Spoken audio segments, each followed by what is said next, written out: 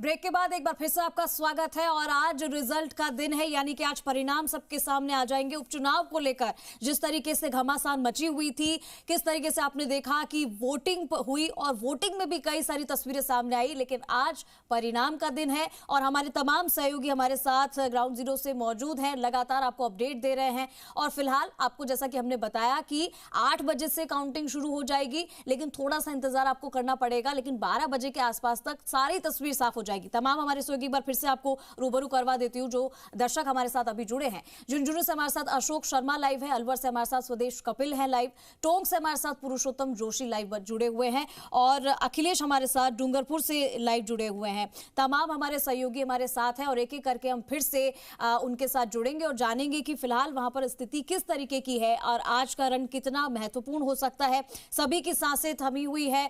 अशोक के पास एक बार जानना चाहेंगे। अशोक, झुंझुनू में जिस तरीके से आप बता रहे थे, कांटे की टक्कर इस बार भी देखने को मिल सकती है, लेकिन लोगों ने क्या सोचकर, क्या कुछ उनके मुद्दे थे दिमाग में, वो सोचकर उन्होंने वोट कास्ट किया। और वोट कास्ट करते समय भी जैसा कि हमने देखा कि हर बार जो होम वोटिंग है उसका भी इस बार बड़ा असर देखने को मिल सकता है। तो अगर वहां बात की जाए तो किस तरीके के समीकरण वहां पे बनते नजर आ रहे हैं और इस बार परिणाम क्या, कौन सी पार्टी को पक्ष में रखेगा और किस पर ज्यादा भरोसा जताया जनता ने?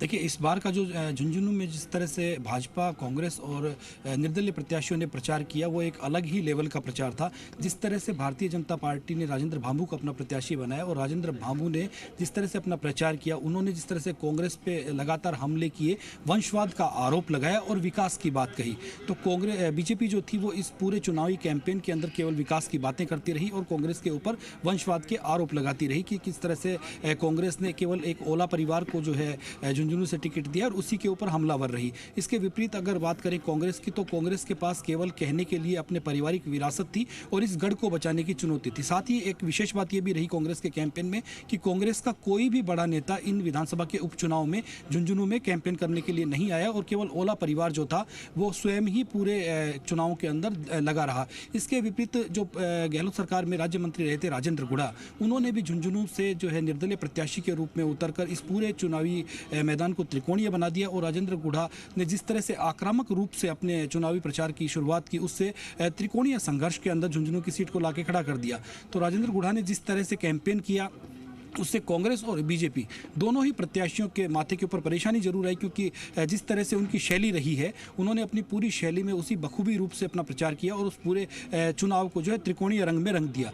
तो अब कांग्रेस और बीजेपी दोनों के सामने जो है इस झुंझुनू के रण को जीतने की चुनौती है, क्योंकि कांग्रेस इस गढ़ को हर हालत में बचाना चाहती है, तो वहीं भाजपा 1996 के बाद झुंझुनू की विधानसभा सीट को जीतना चाहती है। अब ये तो मतदाता ही तय करेंगे कि 8 बजे बाद वो किसके पक्ष में फैसला करते हैं, लेकिन इस बार झुंझुनू की जनता ने विकास के नाम पे जरूर वोट किया, क्योंकि जिस दिन मतदान हुआ था उस दिन हमारी बहुत से मतदाताओं से बात हुई थी, तो सब ने कहीं ना कहीं विकास के मुद्दे को ऊपर रखा था और उसी को आधार मानते हुए मतदान किया था। जी तनुजी।